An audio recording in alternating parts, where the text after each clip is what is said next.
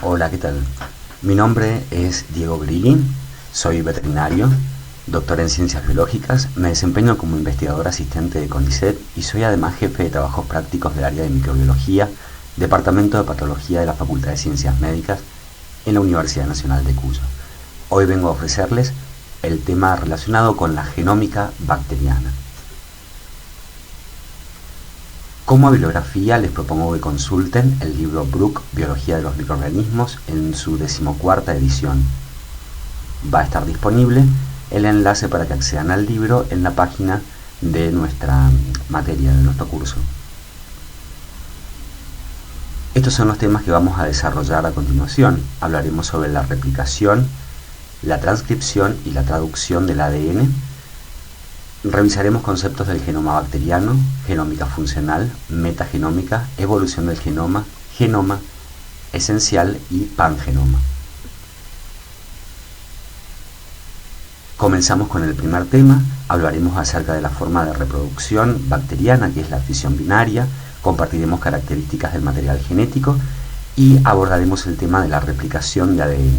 Todo esto en la célula eucariota. Vamos al video.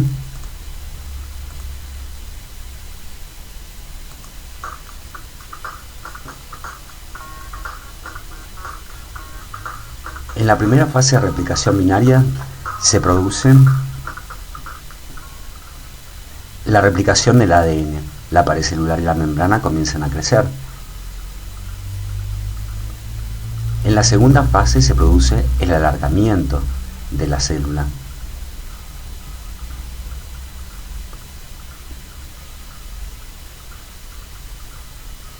En la tercera fase se forma una partición conocida como septo. En la cuarta fase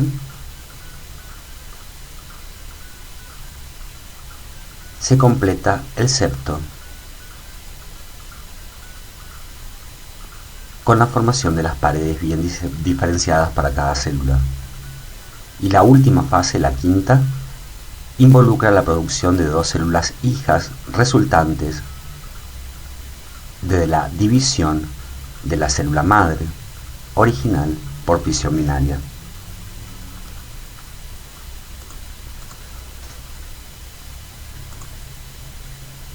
Hablaremos ahora acerca del material genético y la replicación del ADN.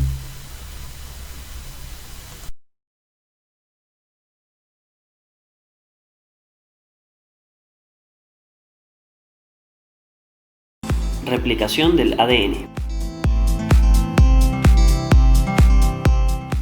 El ADN es una molécula de dos cadenas enrolladas sobre sí misma, formando una doble hélice que fue propuesta por Watson y Crick.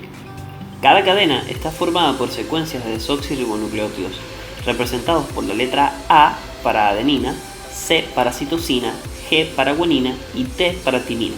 Las dos cadenas se complementan entre sí, ya que una A siempre se une con una T por doble enlace de puente de hidrógeno. Una C siempre se une con una G por triple enlace de puente de hidrógeno. Esto estabiliza las dos cadenas y propicia la estructura secundaria del ADN o la doble hélice. Cada cadena tiene un extremo 5' y uno 3'. Como el ADN es antiparalelo, la hebra complementaria tendrá sentido 3', 5'. Esto nos ayuda a entender cómo es capaz de replicarse el ADN. El primer paso en la replicación del ADN es separar las dos hélices. Esto se hace gracias a la ruptura de los puentes de hidrógeno que unen a las bases. Todo esto es posible gracias a la enzima helicasa, que crea la horquilla de replicación. Cada cadena de la horquilla es una hebra molde a partir de la cual se creará una hebra complementaria, y se obtendrán dos ADNs idénticos a partir de uno. Una enzima llamada primasa inicia el proceso. Esta crea una pequeña cadena de ARN a la cual llamaremos prime. Este es el punto de inicio de la construcción de la hebra complementaria. Una enzima llamada ADN polimerasa 3 se une al primer y comienza a incorporar desoxirribonucleótidos que crearán la nueva cadena. Esta enzima solo puede incorporar desoxirribonucleótidos en sentido 5', 3', lo cual es bueno para la hebra continua, porque solo se necesita un primer.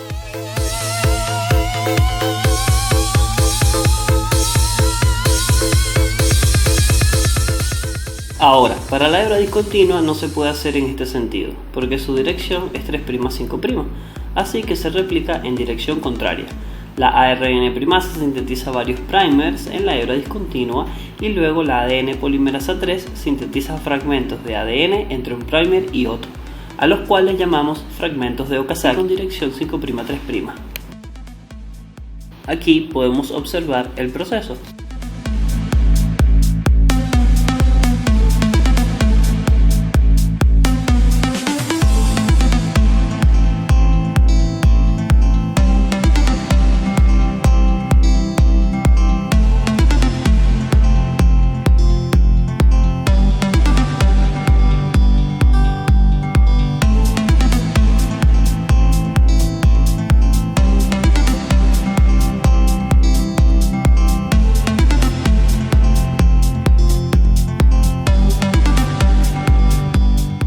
Luego, la exonucleasa elimina todos los primers de ARN y la ADN polimerasa 1 ahora rellena los espacios en donde había primers de ARN.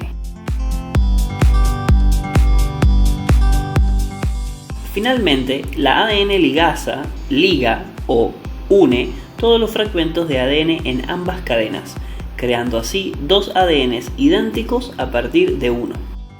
La topoisomerasa colabora en aliviar la tensión del enrollamiento. Todo esto fue posible gracias a que a partir de una hebra molde se sintetizó una hebra complementaria, siguiendo el principio de Watson y Crick de que una adenina siempre se une con una timina y una citosina con una guanina.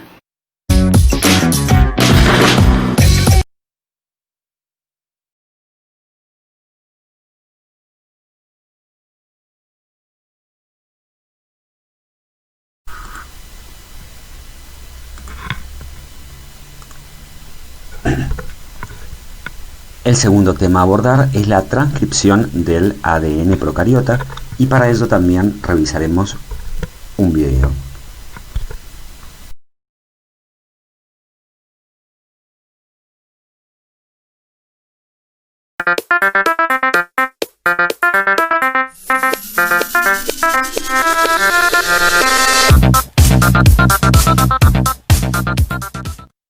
La principal enzima responsable de la transcripción de ADN en ARN es la ARN polimerasa. En Escherichia coli, la ARN polimerasa es una enzima compleja compuesta de múltiples cadenas polipeptídicas. La enzima intacta se compone de 6 subunidades, 2 alfa, una beta prima, una omega y una sigma. La subunidad sigma está unida de forma relativamente débil y es necesaria para identificar los lugares adecuados para el inicio de la transcripción. La secuencia de ADN a la que se une la ARN polimerasa para iniciar la transcripción de un gen se denomina promotor. En la región río arriba del sitio de iniciación de la transcripción existen 2 tramos de secuencias que son similares en muchos genes y que abarcan 6 nucleótidos cada una. Se encuentran aproximadamente a 10 y 35 bases río arriba del sitio de inicio de la transcripción. Se conocen entonces como secuencias -10 y -35, indicando su posición relativa respecto al sitio de inicio de la transcripción, que se define como el sitio +1. La ARN polimerasa se une al ADN de forma no específica y migra a lo largo del ADN hasta que la subunidad sigma se une al promotor, específicamente a las secuencias -35 y -10, para iniciar la transcripción en el principio del gen. El conjunto formado inicialmente entre la polimerasa y el promotor se denomina complejo promotor cerrado, debido a que el ADN no está desenrollado. La polimerasa después desenrolla unas 15 bases de ADN alrededor del sitio de inicio para dar un complejo promotor abierto en el que ya está disponible una hebra única de ADN que sirve como molde para su transcripción, la cual comienza con la incorporación de 2 ribonucleósidos trifosfatos libres o NTPs. Después de la adición de alrededor de 10 NTPs, La subunidad sigma se libera de la polimerasa, que abandona la secuencia promotora y progresa sobre el molde de ADN para continuar la elongación de la cadena de ARN. Es importante recordar que la ARN polimerasa transcribe por complementariedad de bases de 5' a 3'. A medida que avanza, la polimerasa desenrolla el molde de ADN que tiene por delante y vuelve a enrollar el ADN que queda detrás, manteniendo una región desenrollada de unas 15 pares de bases en la región de transcripción. La síntesis de ARN continúa hasta que la polimerasa se encuentra con una señal de terminación. La señal de terminación más simple y común en Escherichia coli consiste en una secuencia palindrómica rica en guanina y citosina, seguida de 4 o más residuos de adenina. La transcripción de la región rica en guanina y citosina da lugar a un segmento de ARN que forma una horquilla o bucle estable por apareamiento complementario de bases. La formación de esta estructura en el ARN altera la unión con el molde de ADN, disociándose de este y finalizando la transcripción. Se cree que la presencia de residuos de adenina corriente abajo de la secuencia palindrómica facilita también la disociación del ARN del molde, dado que los enlaces que establece la adenina con el uracilo son más débiles que los enlaces entre la guanina y la citosina. Posteriormente, se separa la enzima ARN polimerasa del ARN y finalmente se disocia la enzima del molde de ADN.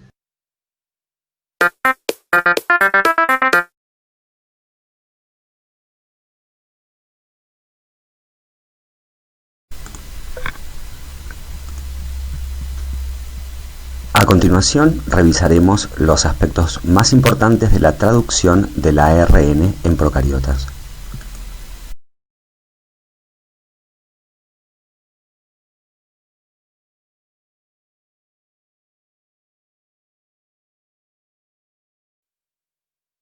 Pasos del proceso de traducción. Iniciación. La subunidad pequeña del ribosoma se une al ARN transferente iniciador que lleva el aminoácido de inicio medionina. Este complejo se une entonces a la estructura CAP del extremo 5' del ARN mensajero y lo escanea hasta encontrar el codón de inicio AUG. El proceso está mediado por varios factores de iniciación. En el codón de inicio, la subunidad grande del ribosoma se une a todo el complejo y los factores de iniciación se liberan. El ribosoma tiene 3 sitios. El sitio A sirve de entrada a nuevos ARN transferentes cargados con aminoácidos o aminoacil ARNT. El sitio P está ocupado por el peptidil ARNT, el ARN transferente que lleva la cadena polipeptídica creciente. El sitio E es la salida de los ARN transferentes después de haber dejado el aminoácido. El ARN transferente iniciador se coloca en el sitio P. Elongación. Un nuevo ARN transferente cargado entra en el sitio A del ribosoma. En el ribosoma, el anticodón del ARN transferente que llega se empareja con el codón del ARN mensajero que se encuentra en el sitio A. Durante esta revisión, los ARN transferentes con anticodones incorrectos se rechazan y se reemplazan por otros nuevos que también se revisarán. Cuando el aminoacil ARNT correcto entra al sitio A, se crea un enlace peptídico entre los ahora adyacentes aminoácidos. Conforme se forma el enlace peptídico, el ARN transferente del sitio P libera los aminoácidos al ARN transferente del sitio A y se queda vacío. Al mismo tiempo, el ribosoma se mueve un triplete hacia adelante del ARN mensajero. Como consecuencia, el ARN transferente vacío se encuentra ahora en el sitio E y el peptidil ARNT en el sitio P. El sitio A se encuentra ahora libre y listo para aceptar un nuevo ARN transferente. El ciclo se repite para cada codón del ARN mensajero.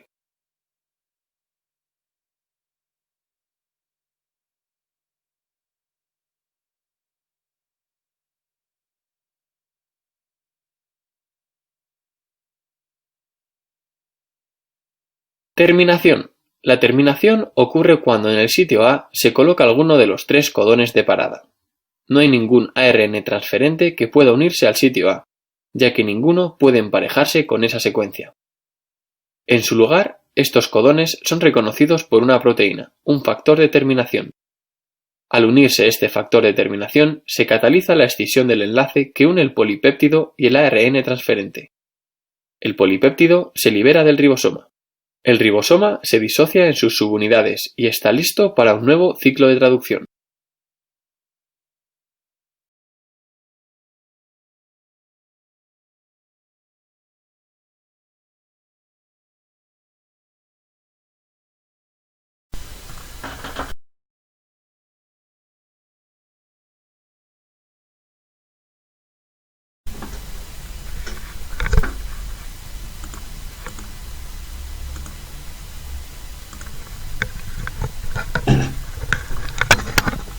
El siguiente tema a abordar se denomina genoma bacteriano. El genoma bacteriano incluye la totalidad de la información genética presente en la bacteria, denominado ADN bacteriano o cromosoma bacteriano, incluidos los genes que codifican las proteínas, los ARN y las secuencias reguladoras. El ADN no codificante que puede estar presente lo hace a través de la forma de plásmidos, por ejemplo. El enfoque tradicional en el estudio de la genética bacteriana abarcaba el estudio de un solo gen o de un grupo pequeño de genes relacionados.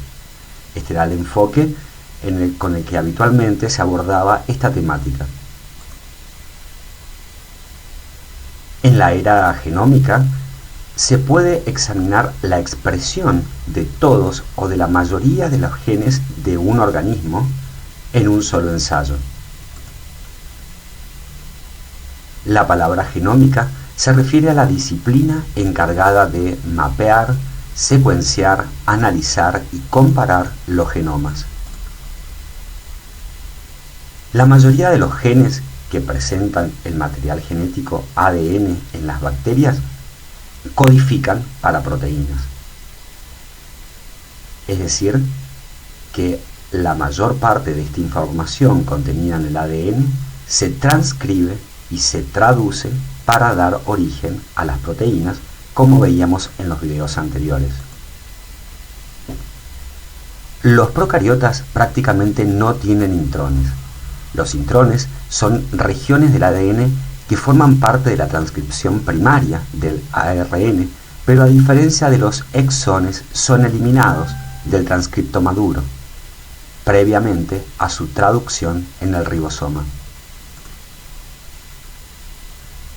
Los genomas microbianos consisten principalmente en una serie de marcos abiertos de lectura, o también denominados ORF, del inglés Open Reading Frame, separados por regiones cortas, reguladoras y terminadoras transcripcionales.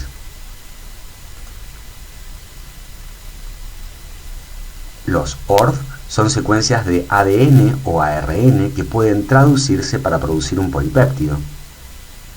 Es una región comprendida entre el codón de inicio y el codón de parada o codón de terminación, descontando las secuencias que corresponden a los intrones en el caso de haberlas. Con respecto al tamaño de los genomas bacterianos, el tamaño de los genomas suele oscilar entre 0,5 y 13 megapares de base. Un megapar de base es igual a 1.000.000 de pares de base, y estos contienen aproximadamente entre 500 a 10.000 genes que codifican proteínas. Por ejemplo, en el caso de Mycobacterium tuberculosis, que es el agente causal de la tuberculosis, el tamaño del genoma oscila entre unos 4 millones de pares de base y contiene unos 3.900 ORF, mientras que si lo comparamos con el ser humano, el tamaño de su genoma haploide es de 3.000 millones de pares de base y contiene unos 25.000 genes que codifican para proteínas. Un estadio intermedio lo constituyen los protozoarios, por ejemplo, los del género Trichomonas. cuyo tamaño de genoma, en el caso de la especie Trichomona vaginalis, es de 160 millones de pares de bases, que contienen unos 60.000 genes que codifican proteínas. El sistema de 3 dominios es una clasificación biológica introducida por primera vez por West en el año 1990 y que divide a la forma de vida celular en dominios, el dominio de las arqueas, de las bacterias y de las eucariotas. La diferencia clave con las clasificaciones anteriores es la separación taxonómica de las arqueas del dominio de las bacterias. Los genomas de las especies de los dominios de bacteria y arquea muestran una correlación entre el tamaño del genoma y el contenido de los ORF, es decir, que a mayor tamaño del genoma, mayor cantidad de estos marcos de lectura abiertos totales que hay en el genoma. Procariotas versus eucariotas. A medida que aumenta el tamaño de los genomas procariotas, aumenta proporcionalmente el número de genes. Esto contrasta marcadamente con los genomas de los eucariotas, en los que el ADN no codificante, es decir, los intrones, pueden ser una gran fracción del genoma, especialmente en organismos con genomas grandes. El genoma de un microorganismo concreto define su biología, y a la inversa, los genomas están moldeados por adaptación al estilo de vida de los organismos. Existe un claro patrón de distribución génica en los procariotas. Los genes metabólicos, acá marcados con rojo, son normalmente la clase más abundante de los genomas procarióticos, aunque a medida que disminuye el tamaño del genoma, el porcentaje de genes para la síntesis proteica supera al de los genes metabólicos. Bien, esta información es interesante y tiene una aplicación práctica que tiene relación con cómo se determina el genoma bacteriano. Esto se hace a través de la secuenciación de ADN y es una herramienta que ustedes van a disponer en un futuro para la identificación de las bacterias. La secuenciación en biología se refiere a determinar el orden preciso de las subunidades de una macromolécula. En el caso del ADN o del ARN, la secuencia es el orden en el que están alineados los nucleótidos. La tecnología de secuenciación del ADN avanza tan rápidamente que cada año aparecen 2 o 3 métodos nuevos, aunque solamente algunos de ellos ganan aceptación generalizada o superan la prueba de tiempo. La palabra generación en la secuenciación de ADN indica los cambios tecnológicos principales que han brindado un aumento significativo de la velocidad de análisis, combinado con un descenso en los costos de secuenciar. Claro, en un primer momento, las diferentes técnicas de secuenciación tenían una gran limitante que era su elevado costo para acceder a las mismas. En la denominada secuenciación de primera generación, es lo que se conoce como el método de Didesoxy, fue el primer método inventado por el científico británico Fred Sanger. En este método, la secuencia se determina haciendo copias del ADN original de cadena sencilla mediante la enzima ADN polimerasa. Se deben realizar 4 reacciones in vitro, una por cada uno de los didesoxinucleótidos: guanina, adenina, timina y citosina. En la secuenciación de segunda generación, tiene como característica principal el uso de métodos masivos en paralelos, es decir, un gran número de muestras son secuenciadas juntas en la misma máquina. Los 3 métodos de secuenciación de segunda generación más importantes es la pirosecuenciación 454 de Life Science, la secuenciación de Illumina Solexa y el método SOLID de Applied Biosystems. Vamos a hacer hincapié acerca del método de pirosecuenciación. En el método de pirosecuenciación, cada vez que se inserta un nuevo desoxirribonucleótido en la cadena creciente de ADN, se libera un pirofosfato que es usado por la enzima sulfurilasa para producir ATP a partir de la AMP. El ATP es consumido por la enzima luciferasa que emite luz y un sensor detecta ese destello de luz. En la secuenciación de tercera y cuarta generación, la característica clave, es que se secuencia una única molécula de ADN. Existen dos enfoques, el basado en la microscopía y el basado en la nanotecnología. Este último enfoque es conocido como secuenciación de cuarta generación. Vamos a revisar dentro de él el método de secuenciación de John Torrent, en el que no se utiliza la secuenciación de una sola molécula de ADN, sino que se mide la liberación de protones cada vez que un desoxirribonucleótido se incorpora a la cadena creciente de ADN. Un electrodo puede medir el cambio de pH resultante. Otro método de secuenciación de cuarta generación es el método por nanoporos, donde la doble hélice de ADN se convierte en una cadena sencilla para pasar a través de un poro. El paso a través del nanoporo causa cambios en la carga eléctrica que son específicos para cada base.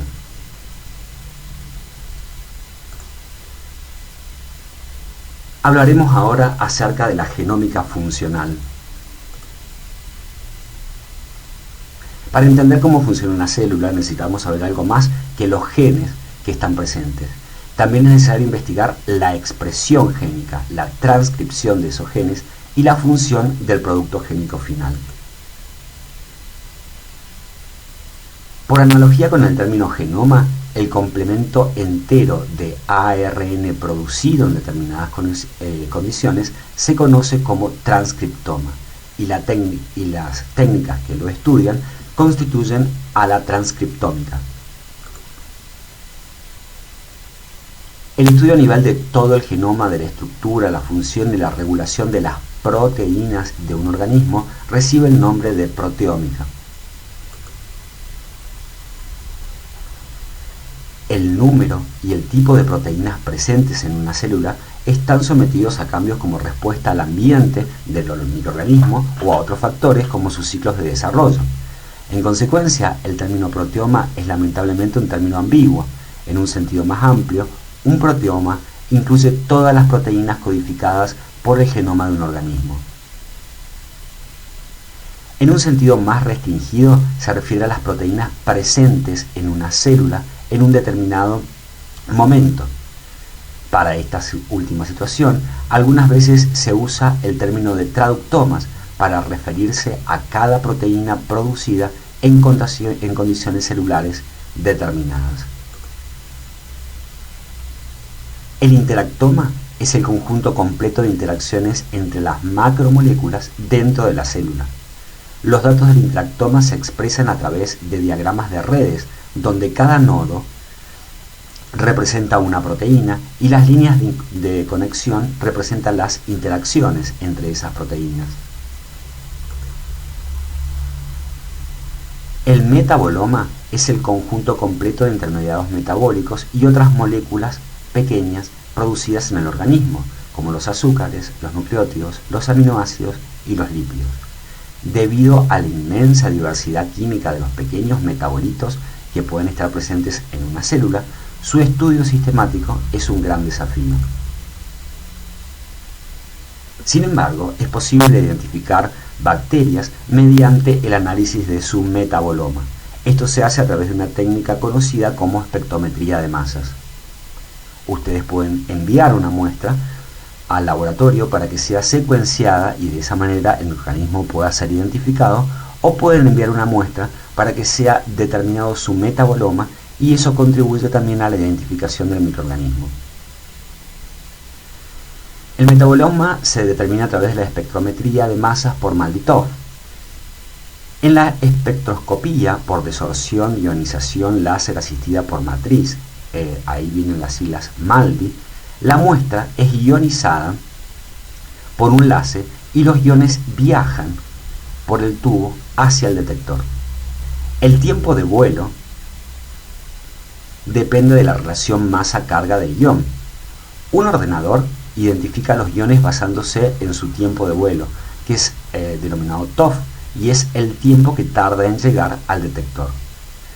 La técnica de Maldi-Toff tiene una sensibilidad y una resolución excepcionalmente alta y es ampliamente utilizada en muchos laboratorios en el mundo para la identificación de los microorganismos. El término biología de sistema se ha usado mucho en los últimos años para referirse a la integración de los diferentes campos de investigación con el fin de brindar una visión general de un organismo o una célula, e incluso de toda una especie o de un ecosistema entero. La biología de sistema integra todas las ómicas, la genómica, la transcriptómica, la proteómica y la metabolómica. Las analiza, las combina, las integra para obtener una visión más amplia de la biología completa de un microorganismo. Metagenómica.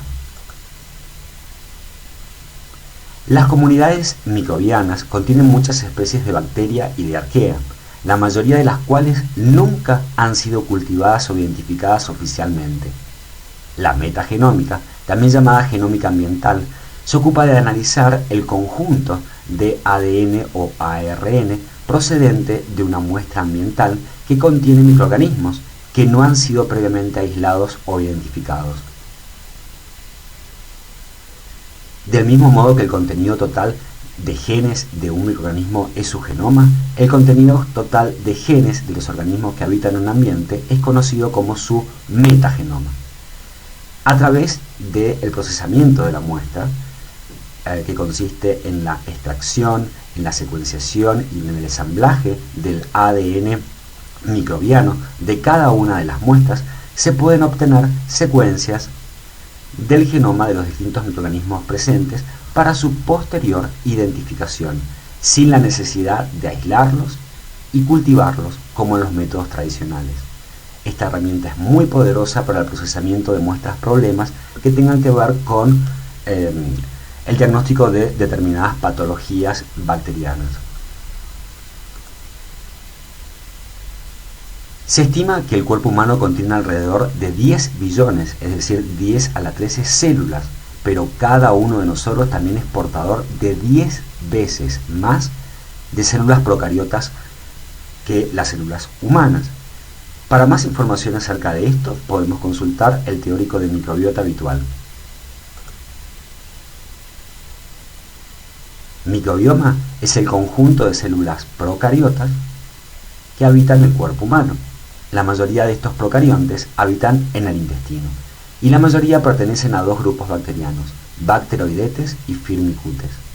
Escherichia coli, que tradicionalmente había sido una bacteria modelo importante para la biología, solo constituye el 1% de la población bacteriana total del intestino. Muchas de las bacterias presentes aún no están identificadas. Evolución del genoma. Los genomas de procariotas y eucariotas contienen con frecuencia múltiples copias de genes que están relacionados entre sí en cuanto a la secuencia, porque comparten un ancestro evolutivo.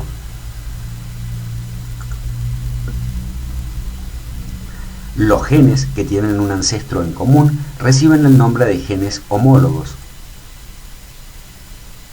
Los grupos de genes homólogos se llaman familias génicas. Por ejemplo, existen las familias génicas del ARN ribosomal, que forma parte de la estructura del ribosoma. Los genes cuya semejanza son el resultado de la duplicación génica en algún momento de la evolución de un microorganismo se denominan genes parálogos.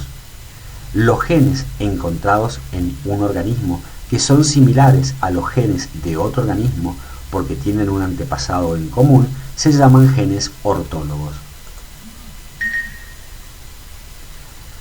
Los eventos de duplicación génica seguidos de la diversificación de una copia del gen se consideran los acontecimientos principales que impulsan la evolución microbiana. Después de la duplicación génica, la copia de recambio de un gen es libre de evolucionar para dar una nueva función. La evolución está basada en la transferencia de rasgos genéticos de una generación a la siguiente. ¿Cómo se produce la transferencia de los genes en los procariotas? se produce principalmente a través de la transferencia horizontal.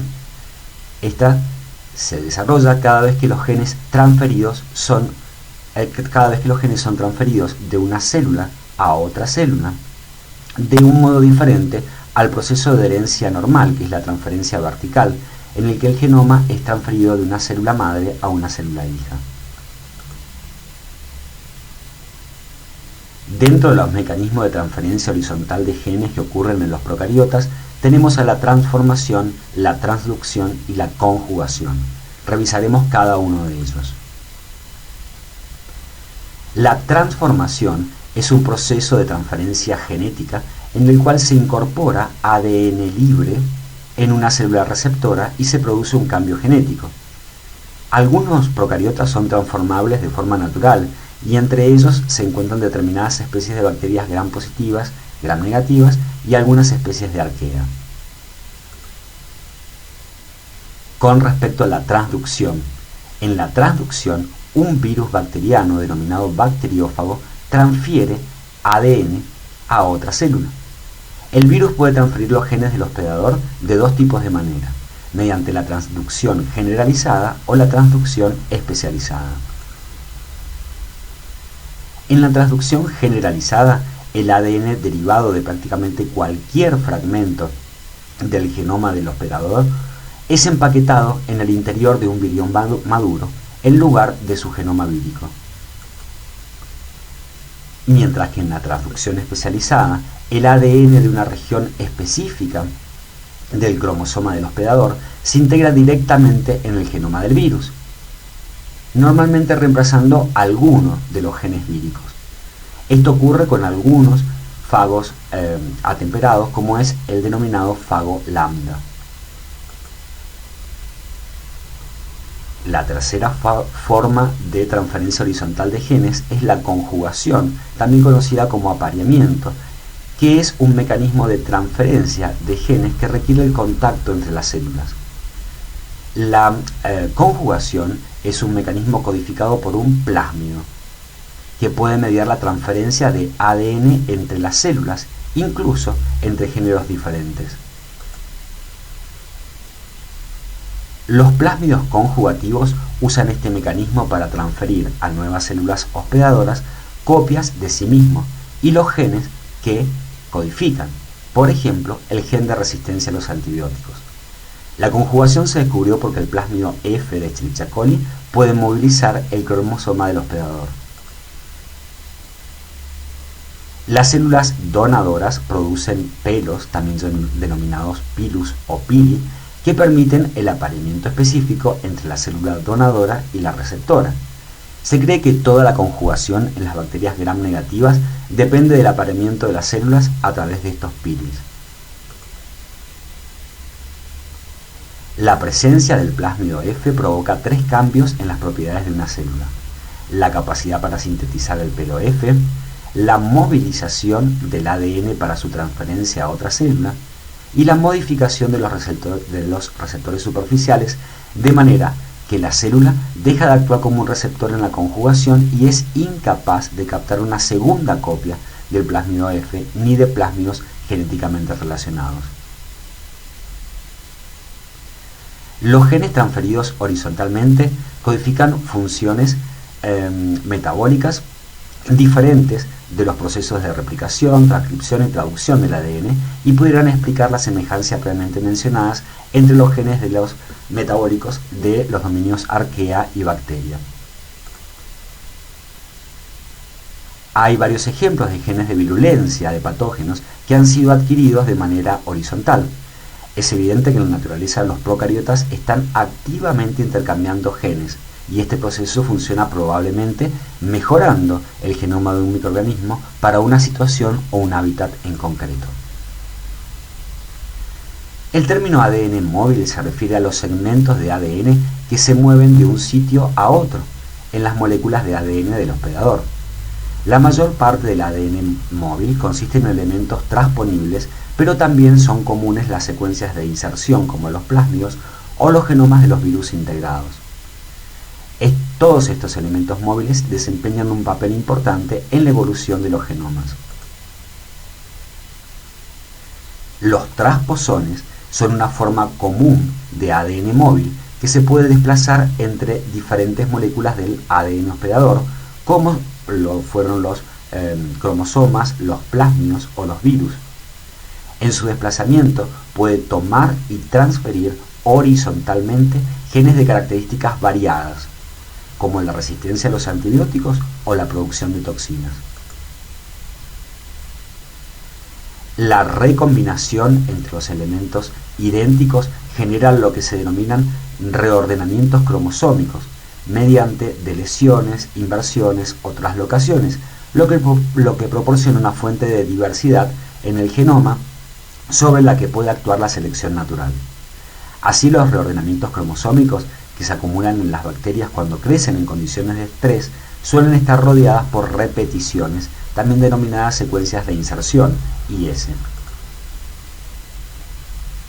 Los reordenamientos cromosómicos, debido a las secuencias de inserción, parecen ser que han contribuido a la evolución de varios patógenos bacterianos. Es el caso de Bordetella, Yersinia y Shigella. Las especies bacterianas más patógenas muestran una frecuencia mucho más alta de secuencias de inserción dentro de estos géneros. Las mutaciones. Debido a la existencia de todos estos tipos de ADN móviles, los procariotas son muy susceptibles a las mutaciones genéticas, que se definen como un proceso que genera un gen o una dotación cromosómica distinta a la silvestre u original. Las mutaciones se dan por diferentes causas. Por ejemplo, hay factores físicos como la radiación ultravioleta, factores químicos como determinados compuestos que generan en los procariotas lo que se denomina mutación puntual.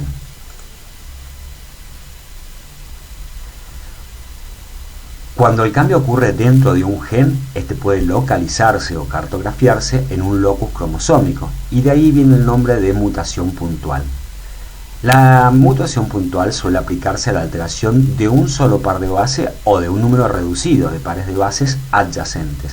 Tenemos dos mecanismos de evolución puntual: el producido por cambios de base y el producido por inserción o deleción de bases.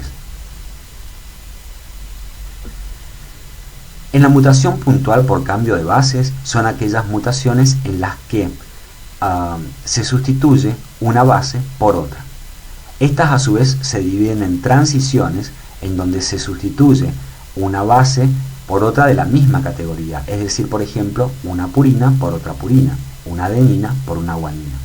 Mientras que las transversiones es la sustitución de una base de una categoría química por otra categoría química, es decir, una pirimidina por una purina, por ejemplo, una timina por una adenina.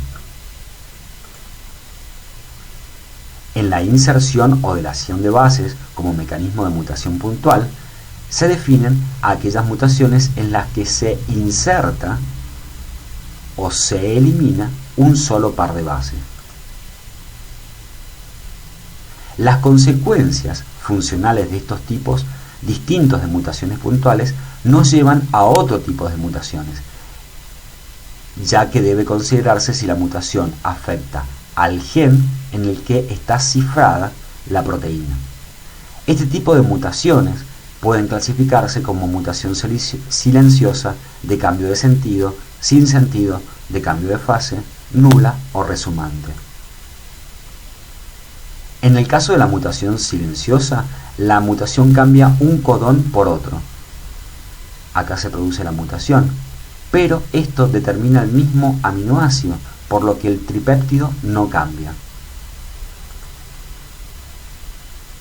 En la mutación de cambio de sentido, la mutación cambia un codón por otro que determina un aminoácido.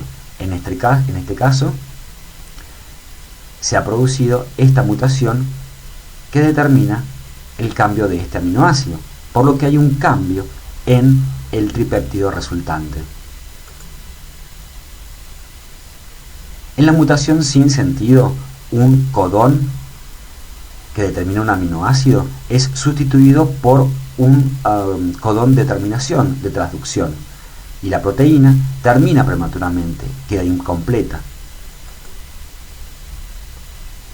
En la mutación de cambio de fase se produce inserción o deleción de uno o unos pocos pares de base que desplaza la fase de lectura de la traducción, implicando un cambio en la función de la proteína. La mutación nula son aquellas cuya consecuencia es la ausencia completa de la función del gen y por lo tanto de la expresión de la proteína. En la mutación resumante son aquellas que confieren un fenotipo mutante, si bien deja la función normal del gen a un nivel todavía detectable, aunque bajo. En consecuencia y como conclusión, las bacterias son capaces de transferir horizontalmente material genético y también de producirse mutaciones de ese material genético.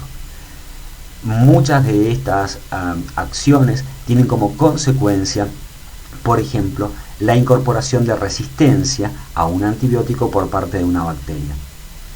Es importante destacar que el antibiótico no induce la mutación, no es una sustancia química que afecte el material genético, sino que produce mutaciones y selecciona a cepas resistentes de las cepas sensibles.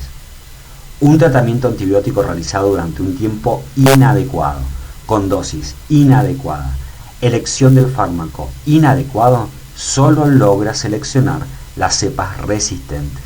Y por eso hay que tener mucho cuidado a la hora de indicar antibióticos. Por último, revisaremos qué es el genoma esencial y el pangenoma, dos conceptos muy novedosos y muy importantes. Genoma esencial y pangenoma, como anticipaba, es uno de los conceptos más importantes que surgen de comparar las secuencias genómicas de varias cepas de una misma especie y distingue entre el pangenoma y el core genoma o genoma esencial. El genoma esencial es aquel compartido por todas las cepas de la especie, mientras que el pangenoma incluye al genoma esencial y a todos los elementos accesorios u opcionales presentes en una o más cepas, pero no en todas las cepas de la especie. El genoma esencial está representado por las regiones de color negro en este gráfico y está presente en todas las cepas de una especie. El pangenoma incluye elementos que están presentes en una o más cepas, pero no en todas. Cada una de estas cuñas de colores representa una sola inserción. Cuando dos cuñas salen del mismo sitio del cromosoma, representan islas alternativas que se pueden insertar en ese punto.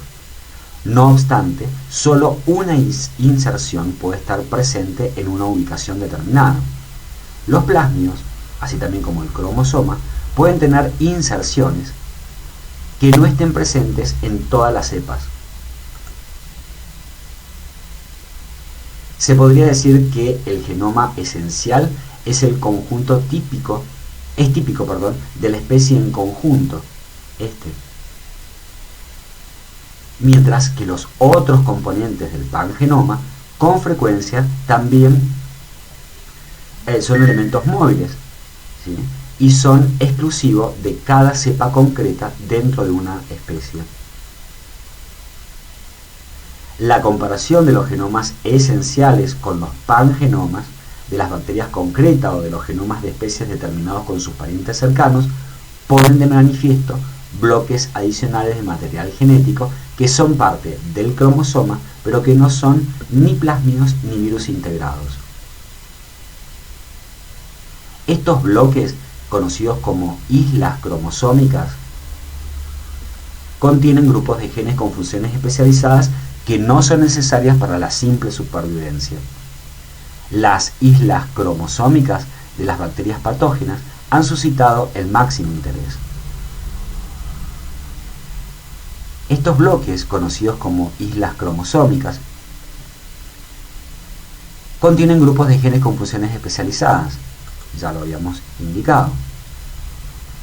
La comparación de los genomas de bacterias patógenas con la de sus parientes cercanos inocuos revela a menudo la existencia de islas cromosómicas que codifican para factores de virulencia, proteínas especiales u otras moléculas o estructuras que ayudan al desencadenamiento de una enfermedad.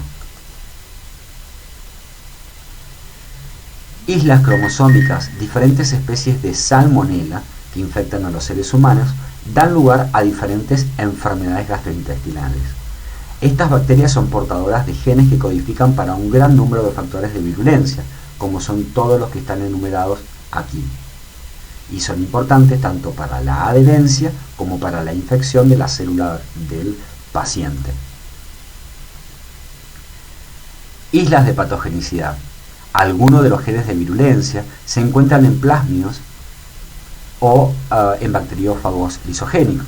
No obstante, muchos otros están agrupados en regiones cromosómicas denominadas islas de patogenicidad.